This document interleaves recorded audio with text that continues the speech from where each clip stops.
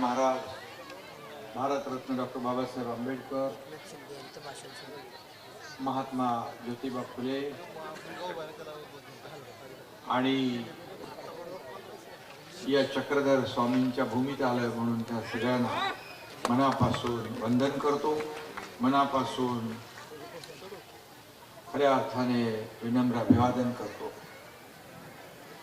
संत महंत आणि कवी केशव सुतांच्या पवित्र भूमीला वंदन।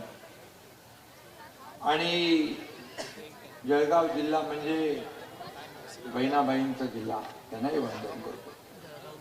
ही साधी सुधी भूमी नाही, साक्षात भृगु ऋषींच्या वास्तव्याने पावन झालेली पुण्यभूमी आहे।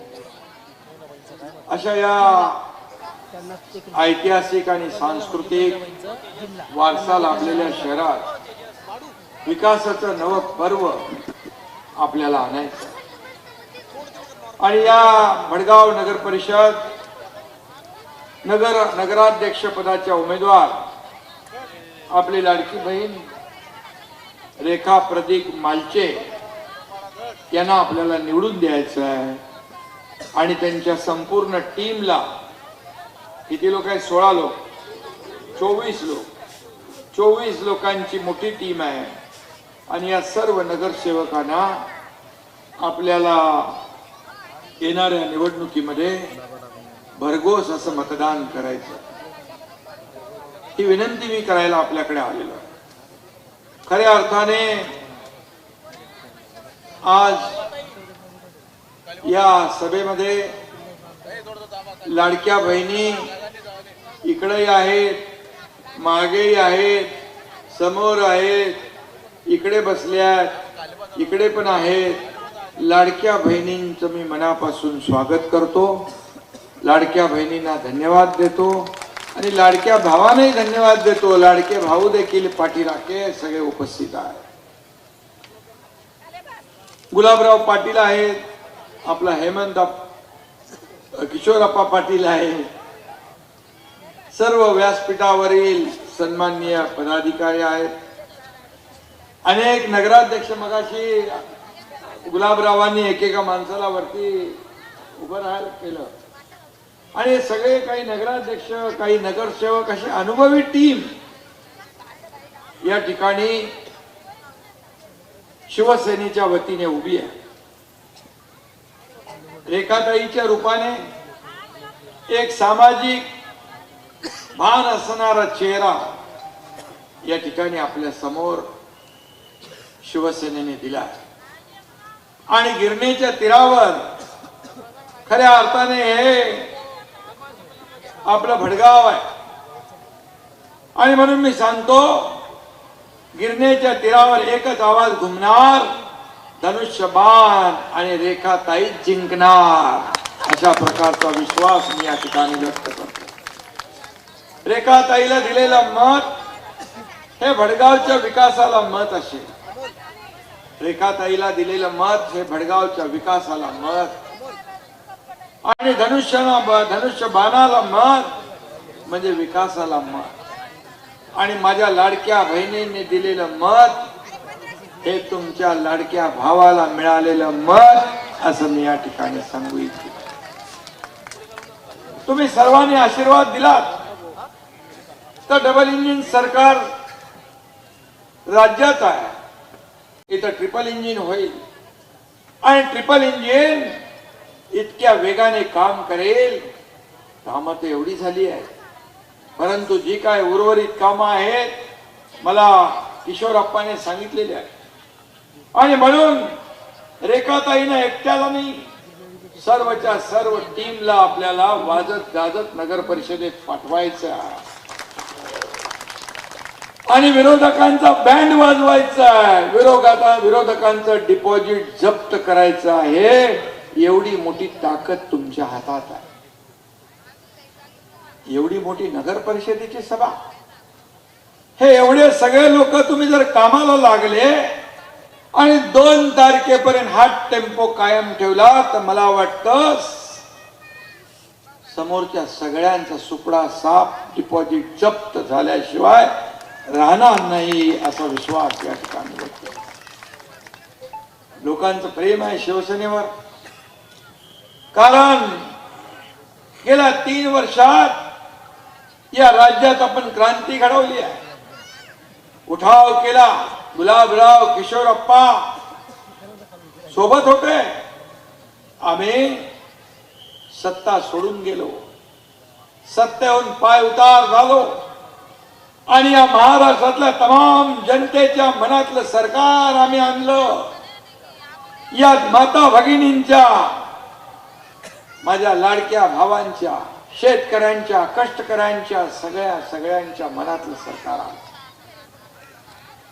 तुम्ही सगळे साक्षीदार आहात. 2.5 वर्षात केलेल्या कामाचे साक्षीदार तुम्ही आहात. एकीकडे विकासाला चालना दिली, दुसरीकडे लोकाभिमुख कल्याणकारी योजना आपण केल्या. आणि सगळ्यात या योजनांमध्ये कुठली योजना माझी आवडती असेल ते मुख्यमंत्री माझी लाडकी बहीण योजना. अनेक अडथळे आले, अनेक लोकांनी त्याच्यात खोडा घालण्याचा प्रयत्न केला, परंतु हा तुमचा भाऊ एकनाथ शिंदे मुख्यमंत्री होता. हे सगळे अडथळे दूर केले आणि मुख्यमंत्री माझी लाडकी बहीण योजना सुरू केली. आता मी सांगतो, कुणाचाही मायका लाल आला तरी लाडकी बहीण योजना बंद होणार नाही. युवा प्रशिक्षण योजना देखील आहे, त्यात काही अडथळे आहेत ते देखील दूर करू. आणि म्हणून किशोरप्पा आपल्याला एवढंच सांगतो की इलाका किसका भी हो, धमाका किशोरप्पा ही करेगा. जलवा किसी का भी हो, जुलूस हम ही निकालेंगे. किशोरप्पा मेरा शेर है, वो डरने वाला नहीं, दहाड़ने वाला है. त्यामुळे किशोरप्पा खुद को अकेला मत समझो. दुश्मनों पे करेंगे मत, तुम्हारे पीछे खड़ा है एकनाथ.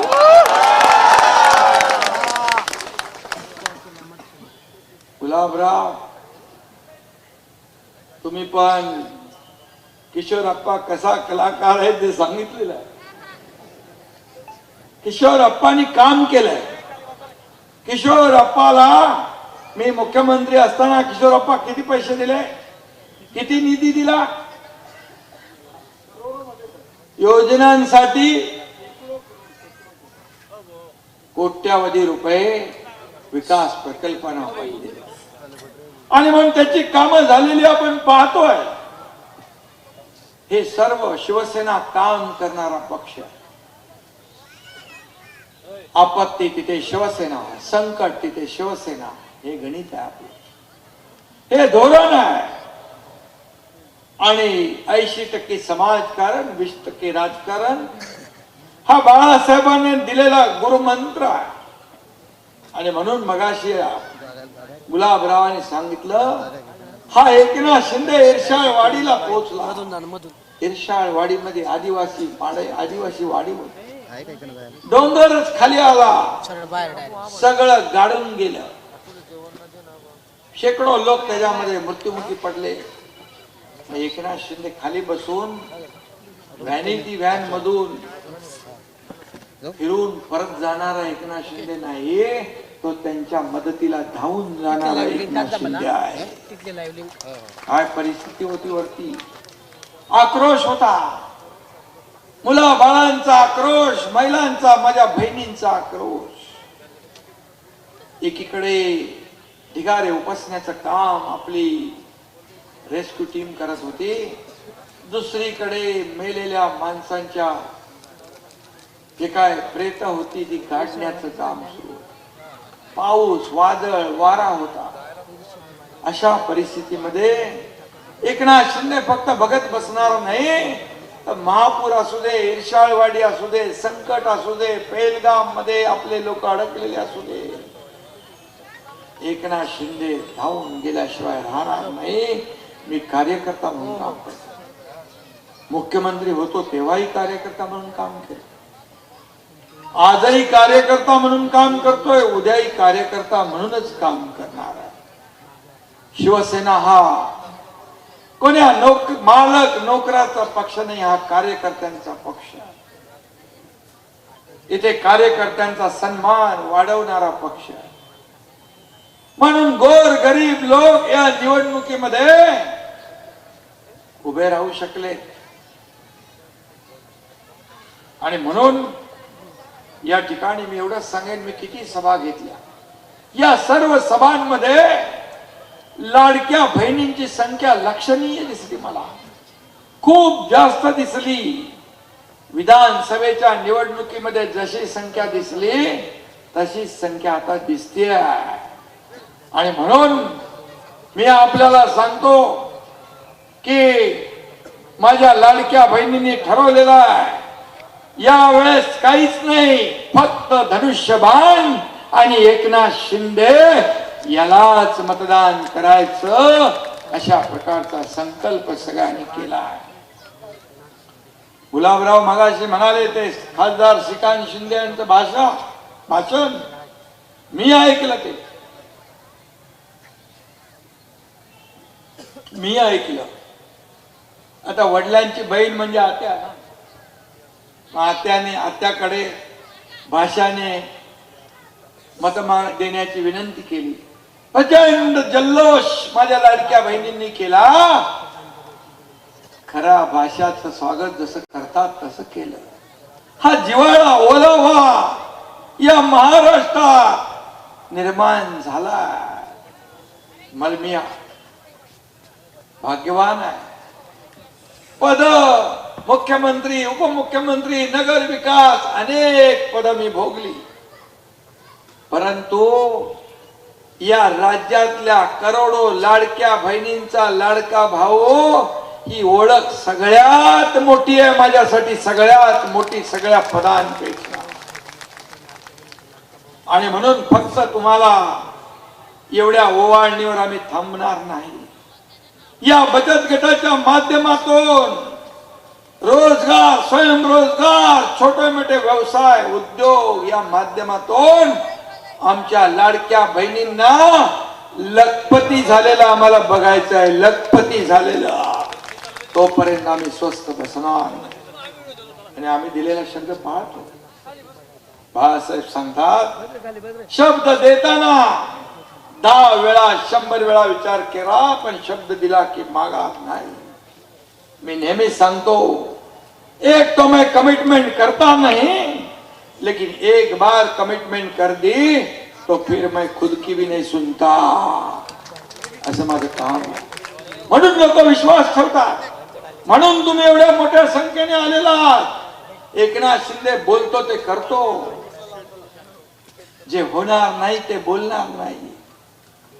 आणि म्हणून मी आपल्याला एवढंच सांगतो, मी या निवडणुकीमध्ये मात्र आपल्याला किशोरप्पाच्या पाठीशी उभं राहायचं.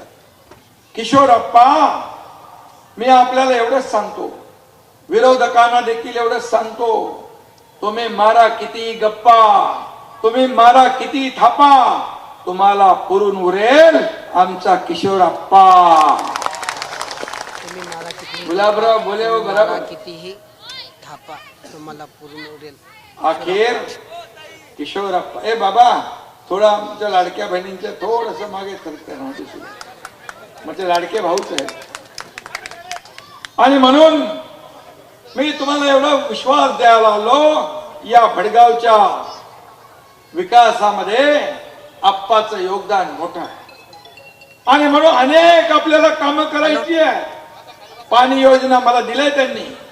या ठिकाणी पर्यटन विभागाच्या माध्यमातून आपल्याला कामं करायची आहेत. 133 कोटी पाणी पुरवठा योजनेला आपण दिलेत. 82 कोटी भूमिगत गटार योजनेला मंजूर केलेत. 170 कोटीचा कॉन्क्रिटीकरणाचा DPR आपण तयार केला, अंतिम टप्प्यात आहे.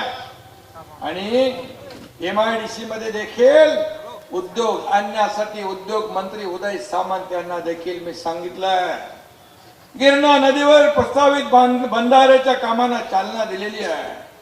आता बलूनच्या ऐवजी कोल्हापूर पद्धतीचे बंधारे लवकरात लवकर बांधून पूर्ण करण्याचा निर्णय आपण घेतला.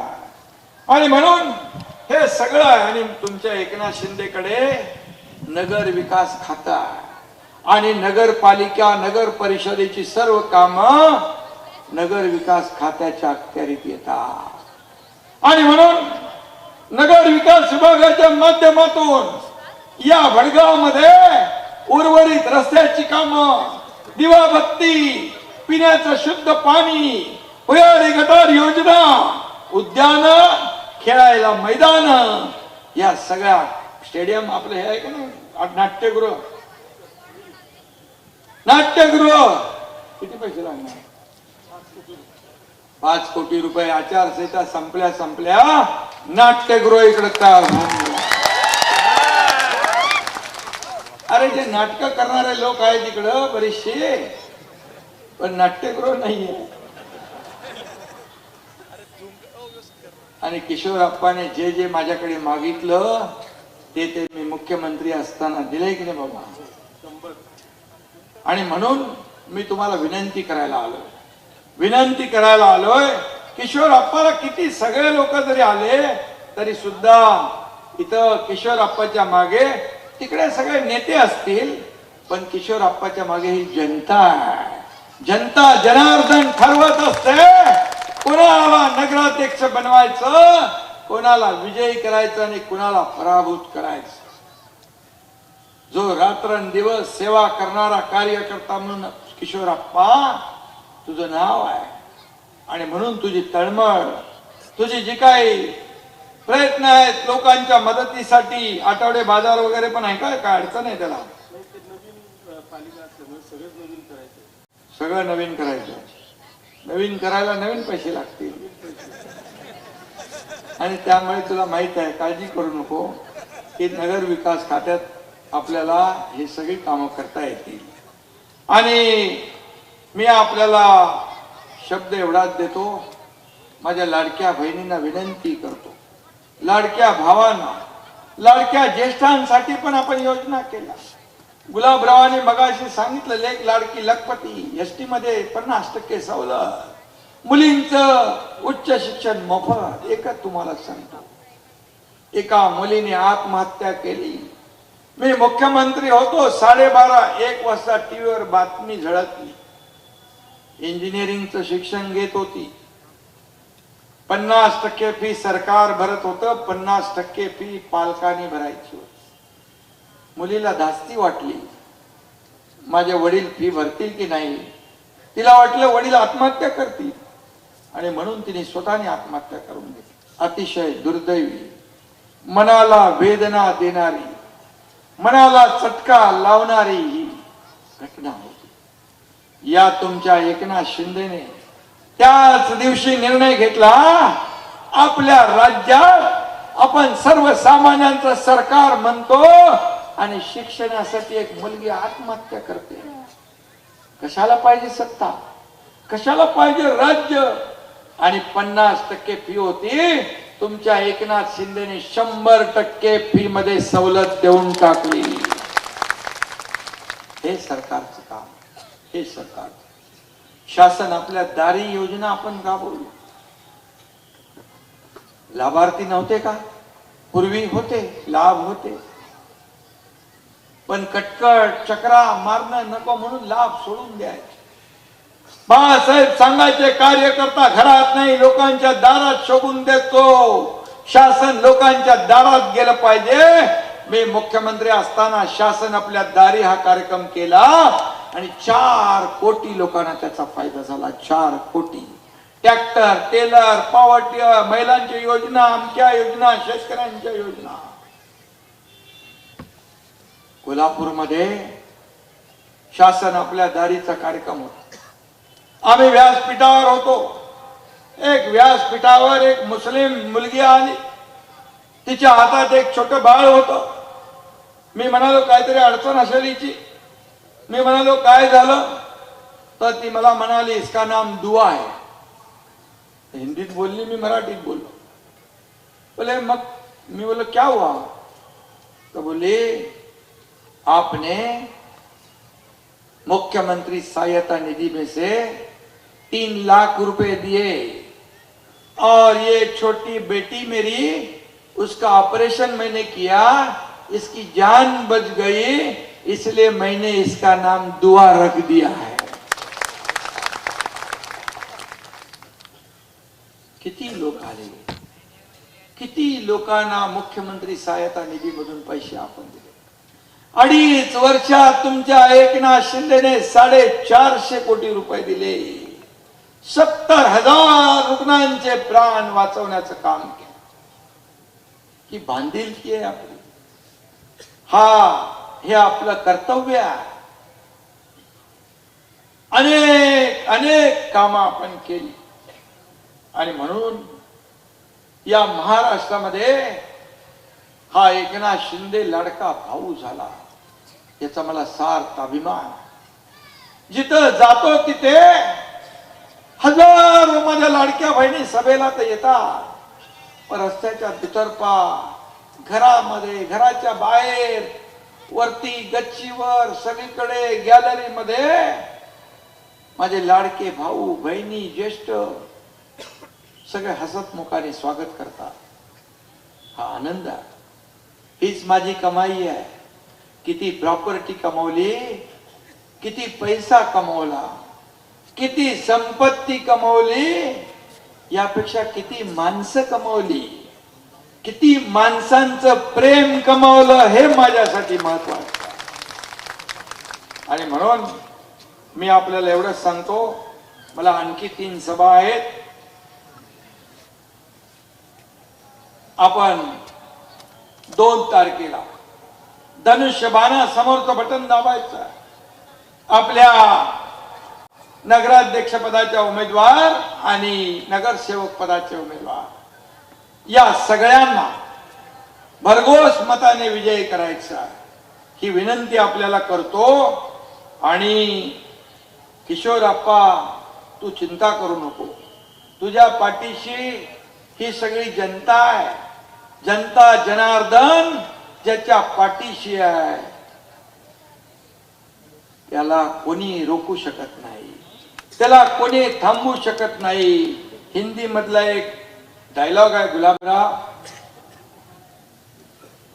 मैं पत्थर पर लिखी इमारत हूं, शीशे से कब तक तोड़ोगे. मैं पत्थर पर लिखी इबारत हो, शीशे से कब तक तोड़ो दे. मिटने वाला मेरा नाम नहीं, तुम मुझको कब तक रोकोगे, तुम मुझको कब तक रोकोगे. त्यामुळे काय चिंता करू नका. तुझ्या मागे ही जनता आहे, तुला कोणी थांबवू शकत नाही. धन्यवाद. जय हिंद, जय महाराष्ट्र.